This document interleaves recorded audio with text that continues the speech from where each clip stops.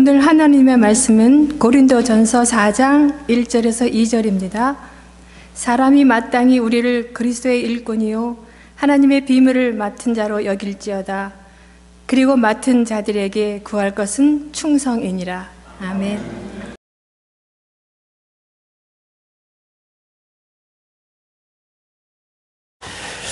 기도드리겠습니다. 좋으신 하나님 감사합니다. 영광을 홀로 받아 주시옵소서. 이렇게 마음껏 찬양하고 마음껏 경배하며 예배할 수 있는 놀라운 축복의 시간을 허락하여 주시니 감사드리며, 또한 주 예수 그리스도의 이름으로 기도할 수 있는 놀라운 특권을 허락하여 주심에 감사합니다. 사랑하는 목사님, 교회에 와서 우리 형제 자매님들과 함께 위대하고 지극히 높으신 하나님을 예배할 수 있는 놀라운 축복의 시간을 허락해 주심에 감사하고, 말씀을 통해서 우리 모두가 은혜 받고 도전을 받을 수 있는 시간이 될 수 있도록 성령님 역사하여 주시옵소서. 감사하며 예수님의 이름으로 기도드렸습니다. 아멘. 다시 한번 감사드리고, 제가 연세대에서 박사학위 시작한 건 맞는데요, 박사학위는 안 받았습니다. 그래서 제가 시카고 성결교회에서, 지금은 이제 샴버그 한인교회죠, 파송받아서 한국으로 나가서 지금 이제 사역한 지 31년이 됐는데, 제가 파송받는데 큰 도움을 주셨던 목사님이 이봉은 목사님이세요. 이봉은 목사님이 아니셨다면 우리 또 목사님과 또 장로님들을 이렇게 설득을 이렇게 하지 않으셨다면 제가 파송을 받았을까, 그런 생각을 할 때가 많습니다. 그래서 오늘 이렇게 제가 이 자리에 설 수 있었던 것은 이봉은 목사님의 큰 도움이 있었고요. 또 오늘 함께한 저의 그때 우리 다 청년들이었는데 지금은 이제 집사님들이고, 그때 같이 함께 기도하면서 저가 한국에 나가는데 큰 도움을 주셨던 분들이 여기 함께 하고 있습니다. 그리고 오늘날까지 이봉은 목사님은 저의 멘토로 지금 계시고, 제가 존경하는 목사님이고, 어떻게 보면 제가 저를 다른 목사님들한테 소개할 때 이봉은 목사님의 제자라고 그렇게 소개를 하고 있습니다. 다시 한번 감사를 드립니다. 오늘 본문은 우리가 다 잘 알고 있는 본문이죠. 교회에서 일꾼을 세울 때 자주 사용하는 말씀이기도 합니다. 고린도전서 1장 10절부터 3장 23절까지 사도 바울이 아주 집요하게, 아주 끈질기게 많은 내용을 담아서 지금 다루고 있는 심각한 문제가 하나 있었어요. 그것이 교회 안에서 지금 일어나고 있는 분쟁과 분열의 문제였어요. 그것을 이제 1장 10절부터 시작하거든요. 그 내용에 대해서. 그리고 3장의 마무리도 그 내용에 대해서 지금 하고 있습니다. 고린도 교회 안에 있던 문제가 분쟁과 분열인데, 교회론에 대한 잘못된 생각을 가지고 있으니까 지금 고린도 교회 안에서 이런 문제가 생겼던 것입니다. 그러니까 교회론에 대한 잘못된 생각을 가지고 있으니까 사람 중심으로 교회를 세우려고 했어요. 그리고 사람의 능력과 사람의 지혜가, 또한 사람의 철학이 교회를 세워나간다고 생각들을 하고 있었습니다. 그래서 나는 아볼로파다, 그런 사람이 있었잖아요. 그리고 또 나는 게바, 즉 베드로파다, 나는 사도 바울파다. 그래서 심지어 어떤 사람들은 만들 게 없으니까 나는 그리스도파다 해가지고 이렇게 교회가 나눠져 있었습니다. 교회를 개척한 바울은 설교를 잘하는 아볼로를 이렇게 세우고 지금 이제 에베소에 가 있습니다. 사도 바울은. 근데 그런 문제가 생긴 것이에요. 분열과 분쟁이 교회 안에 있었던 것입니다. 그래서 사도 바울이 이런 말을 해요. 너네들은 어리다. 그러니까 교회 안 되겠다, 문 닫아버려. 너네들은 정말 이렇게 가서는 안 되겠다, 그런 말을 하는 게 아니라 너네들은 어리다. 영적으로 어리다라는 것이요. 딱딱한 음식을 지금 먹고 있어야 되는데 아직 젖을 먹고 있는 어린아이와 같은 수준을 가지고 있다. 그런 말을 합니다. 그러면서 나와 아볼로는 아무것도 아니다 라는 말을 합니다. 그러면서 아주 독특한 단어를 하나 사용합니다. 아볼로와 사도 바울이 자신을 소개하면서 우리는 디아코노이다 아주 독특한 단어예요. 디나코노이, 헬라어죠. 한글 번역에서는 사역자다라고 번역하는데요, 헬라어를 그대로 풀어보면 우리는 식탁 옆에서 너네들을 서빙하는 사람에 불과하다, 그 말을 한 것이에요. 우리는 아무것도 아니라는 것이죠. 아볼로와 나는 디아코노이다. 나는 심었고 아볼로는 물을 주었고 오직 교회를 자라게 하시는 분은 하나님이시다. 우리는 하나님의 일꾼이다 라고 말을 하면서 심판의 날이 올 것이다.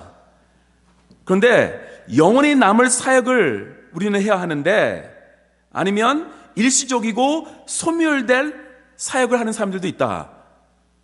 심판의 날이 올 것인데 영원히 남을 사역을 할 것인가, 일시적이고 다 불에 타서 없어질 사역을 할 것인가. 영원히 남을 사역은 그리스도 터 위에 세운 봉사와 사역이다. 그 말을 하면서 3장을 마무리하고요, 4장에 이 말씀을 하시죠. 함께 읽겠습니다. 시작. 사람이 마땅히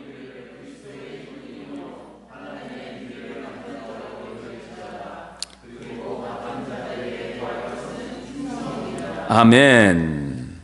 그러니까 1장 10절부터 3장 끝부분까지 편지 내용을 이렇게 쓰면서 분열과 분쟁의 내용을 쓰면서 마무리를 이렇게 하는 것입니다. 충성이라는 단어가 갑자기 등장을 합니다. 왜 충성이라는 단어가 갑자기 등장을 할까요? 교회의 분쟁과 분열에 대해서 지금 얘기하다가 갑자기 충성이라는 단어를 사도 바울이 꺼집어냅니다. 분쟁과 분열의 문제가 길어지니까 교인들의 영적인 피로감, 교인들이 많이 느꼈던 것이에요. 우리도 한인교회를 오래 다녔던 분들은 다 이해하실 것입니다. 교회 안에서 분쟁과 분열이 있으면 영적으로 피로감을 우리가 많이 느끼잖아요. 그게 없어져야 되는데 계속 교회 안에서 그런 것이 있으면 정말 지치는 것입니다.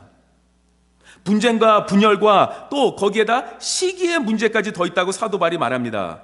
그러니까 교인들의 영적 상태는 굉장히 지쳐 있었고 피로감을 느꼈고 사역과 섬김을 그만두고 싶은 마음이 강했던 것이에요. 그리고 그만두었던 사람들도 있었을 것입니다. 그래서 이 충성이라는 단어를 꺼집어냅니다. 그런데 먼저 우리가 함께 봐야 될 단어는 우리는 그리스도의 일꾼이요 라는 단어입니다. 일꾼이라는 단어가 여기서 아주 중요합니다. 사도 바울이 아주 독특한 단어를 또 사용하는데요, 아무런 생각 없이 사도 바울이 단어를 선택한 것이 아닙니다. 아주 깊은 뜻이 있는 단어들을 사도 바울이 선택한 것입니다. 일꾼, 헬라어로 히페이레테스. 그 당시에 이 히페이레테스라고 부르는 사람들은 누구냐? 아주 큰 배 아래서 노를 젓는 사람들을 히페이레테스라고 불렀습니다. 그러니까 전쟁의 포로가 됐던가 노예였던 사람들을 사용한 것이죠. 그 사람들을 히페이레테스라고 합니다. 사진 볼까요? 영화 배너에서 나온 사진이죠.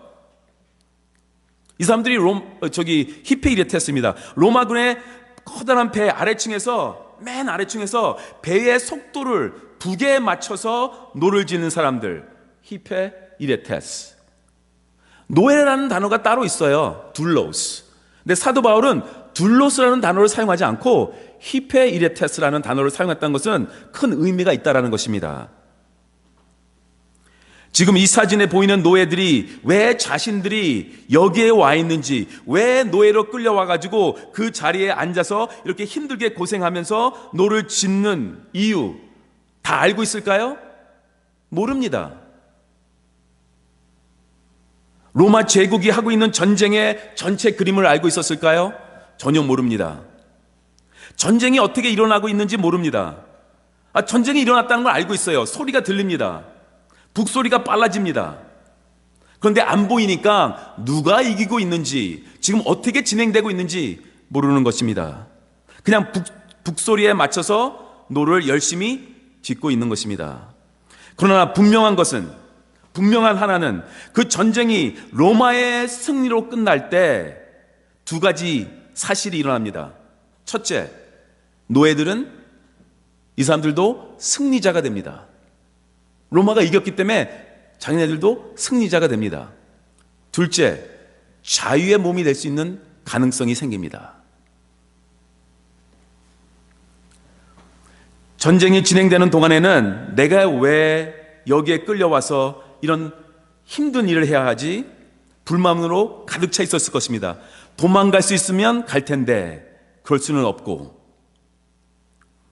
우리가 역사를 공부해서 다 아시겠지만 2차 대전에 노르망디 상륙작전, 그걸 보시면 적군이 총을 쏘는데도 그곳으로 뛰어 들어가잖아요, 연합군이.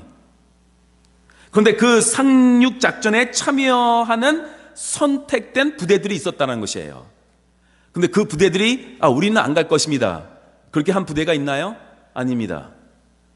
위에서 명령이 떨어지면 다 가게 됩니다.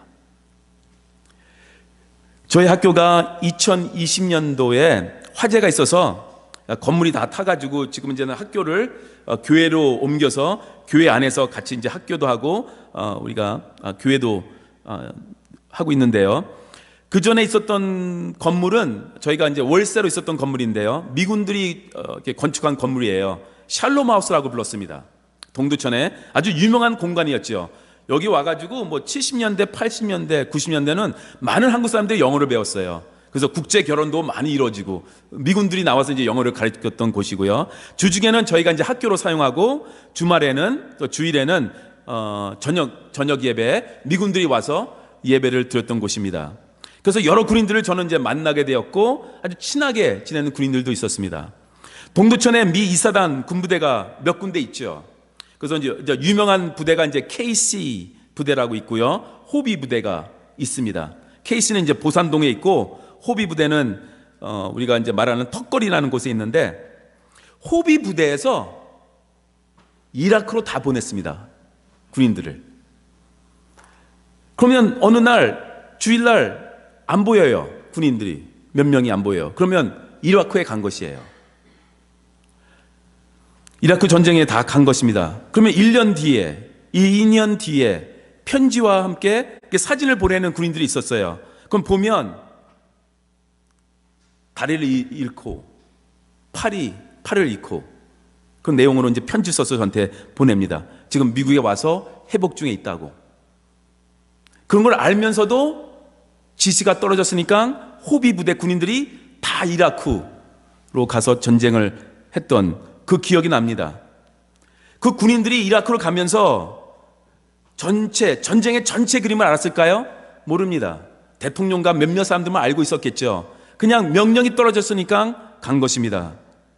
우리도요, 우리의 장군이 되시는 주님께서 이해할 수 없는, 또한 우리가 하기 싫은 사역과 봉사를 맡기실 때가 있습니다. 그래서 속으로는 어떨 때는 주님 하필 왜 일을 나에게 맡기셨습니까? 그렇게 생각할 수도 있습니다. 왜 이렇게 힘든 사역을 맡기셨습니까? 왜 이곳으로 가게 하십니까? 왜 이 사람을 만나게 하십니까? 우리는 모를 때가 있습니다. 주님만 아실 때가 있어요. 그렇지만 명령이 떨어지면 우리는 지켜야 합니다. 마태복음 28장에 너희는 가서 모든 민족을, 모든 족속을 제자로 삼으라. 유명한 말씀 우리가 다 외우고 있잖아요. 근데 그 말씀 바로 전에 누가 이 명령을 주는가를 주님께서 밝힙니다. 바로 그 전 구절에 어떻게 되어 있습니까? 하늘과 땅의 모든 권세를 내게 주셨으니, 그 말씀을 하고 나서 그러니 너는 가서 모든 족속을 제자로 삼으라. 그러니까 명령을 누가 하고 있다는 말씀을 먼저 주님께서 하세요. 어떤 분이 명령을 우리에게 주셨습니까? 하늘과 땅의 모든 권세를 가지신 분이. 우리가 어떻게 다 알고 사역을 하고 봉사를 하겠습니까? 모르지만 명령하신 분을 우리는 사랑하고 있고, 그분을 알고 있기에, 그분을 신뢰하고 있기에 우리는 순종하고 있는 것입니다. 그분은 예수 그리스도입니다. 고린도 교회의 개척을 보아도요, 사도 바울이 모든 걸 다 알고 계획하고 나는 이 고린도라는 도시에 가가지고 이렇게 말씀을 전해가지고 교회를 개척해야지 해서 온 것이 아닙니다. 그리스라는 북부 지역에 베레아라는 지역이 있는데 거기서 복음을 전하고 있었어요. 그런데 목숨까지 위험을 받는 사람들이 복음을 못 전하게 그런 상황까지 갔어요. 그래서 급하게 베레아 지역에서 도망 나와서 간 곳이 고린도입니다. 그런데 그 도시에서 사역을 해야 하는데 비용이 필요하잖아요. 그러니까 텐트를 만드는 사업을 한 것입니다. 거기서 같은 사업을 하는 아굴라와 브루시길라 부부를 만나게 되죠. 그런데 이 부부도 로마에 살고 있었는데 글라우디오 황제가 유대인들은 로마에서 다 떠나라, 그럴 때가 있었어요. 그래서 유대인들이 다 나오게 됐는데 이 부부도 쫓겨서 고린도까지 와서 텐트를 만드는 사업을 하다 보니까 사도 바울을 만난 것입니다. 그래서 이 세 사람의 공통점이 있죠. 무엇입니까? 고린도 도시에 꿈을 가지고 어떤 목적을 처음부터 가지고 온 것이 아니라 어쩔 수 없이 왔는데 하나님의 뜻이 있었던 것이죠. 이 운명적인 만남을 통해서 아굴라와 브루시길라 부부와 사도 바울 함께 고린도 교회를 개척하고 함께 아시아 여러 지역에 복음을 전하는 사역을 함께 합니다. 그러니까 제가 이제 고린도 교회의 시작에 대해서 간단히 설명드렸지만 이 간단한 설명에서 우리가 배울 수 있는 것이 몇 개 있죠. 하나님 나라의 역사에 대한 원리 하나를 볼 수가 있는데, 하나님의 나라는 어떤 인간의 주도권으로, 어떤 인간의 의도적인, 어떤 인간의 플랜과 계획으로 이루어지는 것은 아니다라는 것이죠. 우리가 지금 일어나고 있는 일들을 모를 때가 있습니다. 그러나 우리는 주님의 인도하심을 믿고 신뢰하고 그 북소리에 맞춰서 계속 노를 짓고 있으면 되는 것입니다. 북소리가 빨라지면 빨리 짓는 것이죠. 천천히 질 때도 있고요. 1절과 2절 다시 한번 읽어주시기 바랍니다.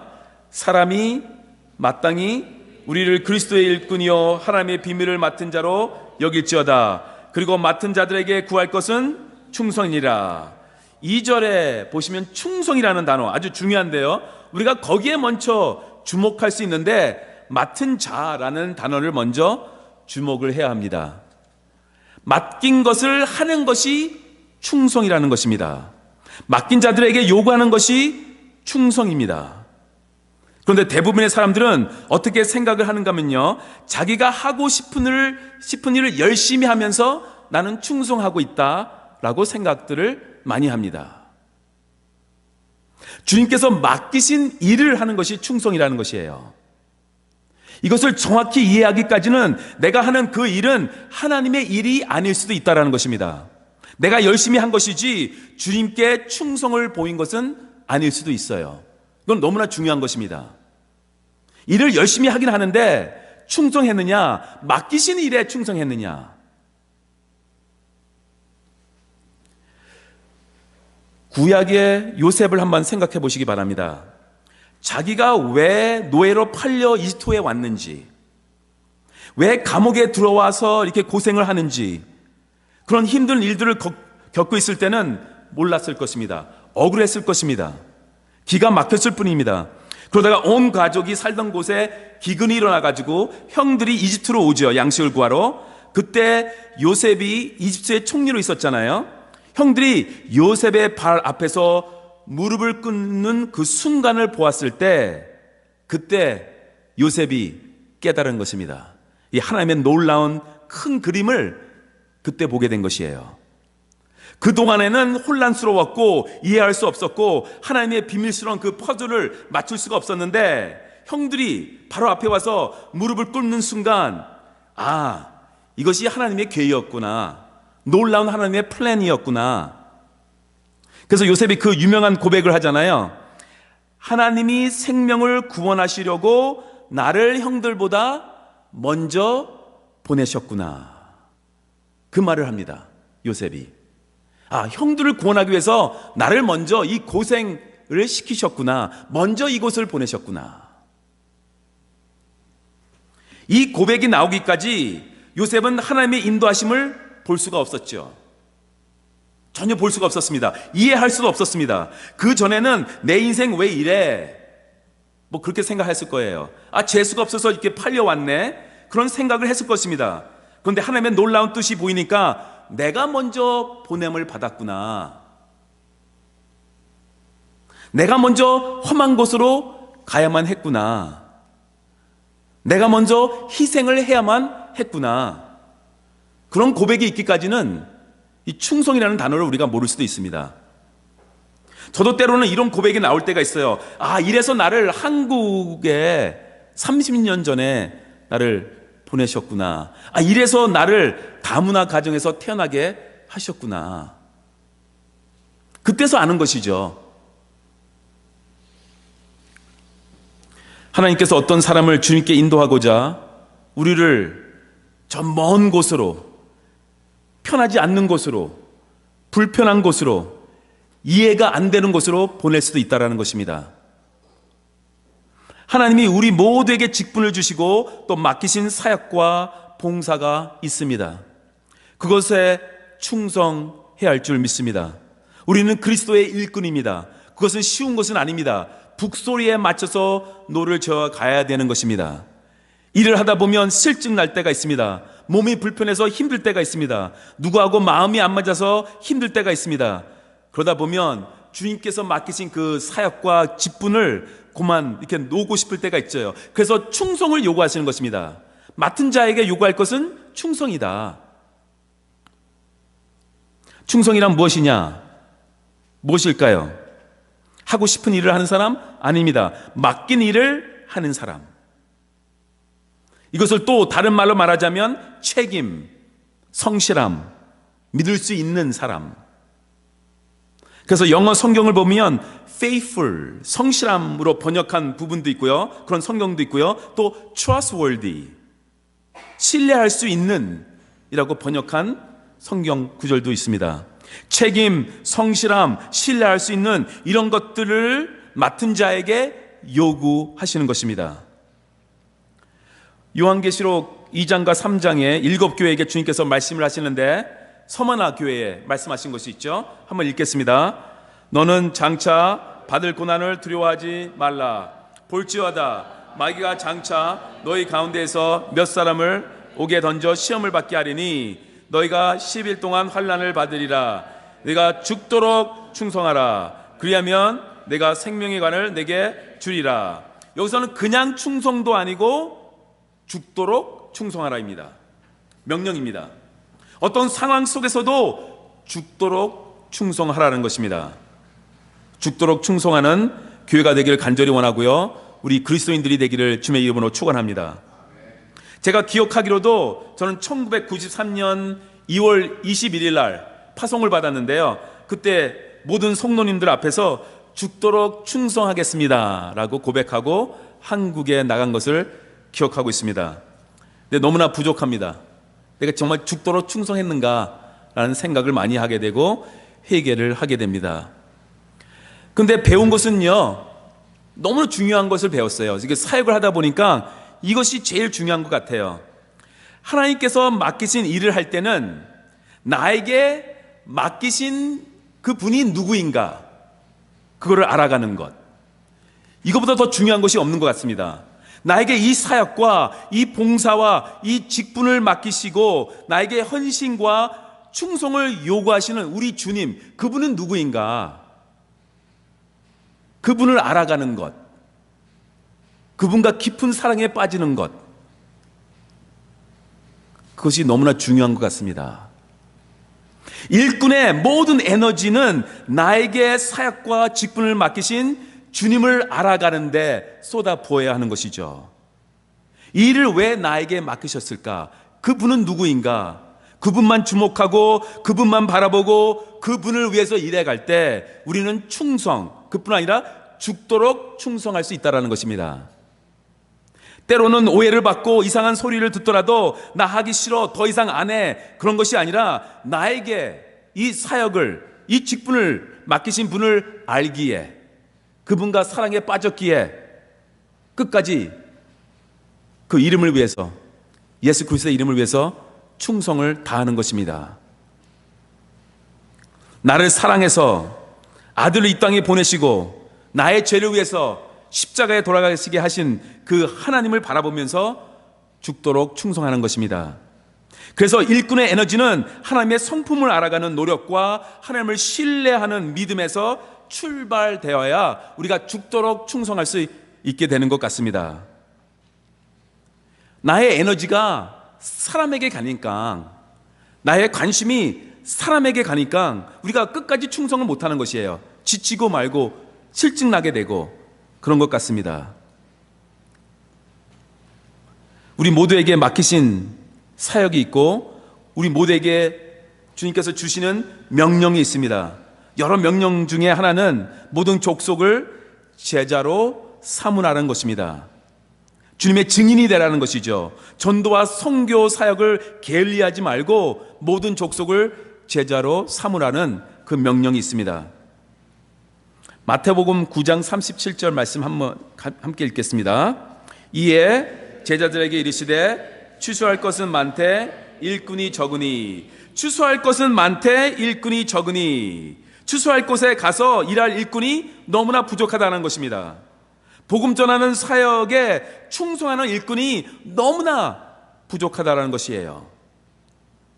근데 또 추수할 곳은 많은데 일꾼이 적다는 것은 추수할 시간이 그리 많이 남지 않았다라는 뜻도 됩니다. 추수라는 것은 타이밍이 중요하잖아요. 이 타이밍을 놓치면 그 농사 망치게 되는 것입니다. 타이밍이 중요해요. 우리에게 시간이 항상 있는 것은 아닙니다. 또 복음을 들을 사람에게 항상 그 시간이 있는 것이 아니에요. 모든 사람이 추수의 때가 있습니다. 그 어린아이의 때가 복음 전하기 제일 좋을 때 있는 것 같습니다. 저희도 학교에서 예배 드릴 때 보면 초등학생들이 제일 열심히 순수하게 하나님을 찬양합니다. 뭐 이슬람권 학생들도 있고 뭐 힌두 학생들도 있고요. 뭐 태국에서 온 불교 학생들도 있는데 예수님을 찬양할 때 보면 춤추면서 열심히 찬양하고 집에 가서 나 예수님이 너무 좋아요 라고 엄마 아빠한테 얘기하는 학생들도 있대요. 그 부모님도 저에게 그걸 말해줘요. 고등학생만 돼도 그렇게 복음을 전해도 예수님을 안 믿는, 영접하지 않는 학생들이 있어요. 반면에 고등학생 때 엄청 영적으로 성숙해지는, 성장하는 학생들이 있습니다. 선교에 관심을 보이는 학생들도 있고요. 우리 셀리라는 학생도 오늘 함께 하는데 저희 학교 회장인데 이제 12학년 되죠. 이렇게 영적으로 1년 사이에 엄청 성장했습니다. 저희 학교에 탈북 청소년들, 탈북 고등학생들이 6명 있어요. 그 중에 한 학생이 9살 때 탈북해서 한국에 왔는데, 그리고 이제 예수님을 만나서 지금 16살인데요. 영어 이름을 저희가 이제 노아라고 지어줬어요. 노아 강인데 별명이 강 목사예요. 저도 강 목사인데 저희 학교에 강 목사가 2명 있어요. 예. 모든 것을 성경하고 연결해서 이렇게 해석을 해요. 대단한 학생이에요. 예수님을 제대로 만난 학생이에요. 선교에 관심도 보이고요. 그래서 4월 달에 우리 학생들 단기 선교로 필리핀 갔는데 함께 갔다 왔습니다. 오늘날 우리 시대에 하나님의 부르심에 적극적으로 순종하며 선교 사역에 충성하는 사람들 정말 필요합니다. 그런 교회가 되기를 주님의 이름으로 축원합니다. 추수할 일꾼, 즉 복음 전하는 사역에 충성하는, 그건 미루면 안 되는 것입니다. 절대 미루면 안 돼요. 그 기회가 다시 오지 않을 수도 있기 때문입니다. 그 시급함을 우리는 알아야 됩니다. 주님께서 마음을 준 사람에겐 그 마지막 복음을 들을 수 있는 순간일 수도 있어요. 그 마음이 딱 들었다 그러면 복음을 전해야 됩니다. 그 순간이 다시 안 올 수도 있다는 것이에요. 저희 학교에 이런 일이 있었습니다. 파키스탄에서 한국으로 온 지 몇 년 안 되는 여자 학생, 고등학생 때 한국으로 온 거예요. 근데 부모님이 다 파키스탄 사람들인데 귀화를 하신 거예요. 부모님이 한국 국적을 받게 됐어요. 그러니까 이 고등학교 여자 학생은 자동적으로 부모님이 한국 국적을 받았으니까 한국 시민이 된 거예요. 근데 한국말을 전혀 못해요. 한국말을 이제 배워 나가야 되는데 고등학교에서 공부를 하니 못 따라가죠. 수능을 봤으니까 점수가 나왔겠습니까? 어느 대학교도 갈 수 없었어요. 한국 신문으로 보니까. 그래서 저희 학교에 누가 이렇게 들어가지고 오게 돼서 이제 영어를 잘하니까 영어를 좀 공부해서 이제 미국으로 대학교를 오려고 했습니다.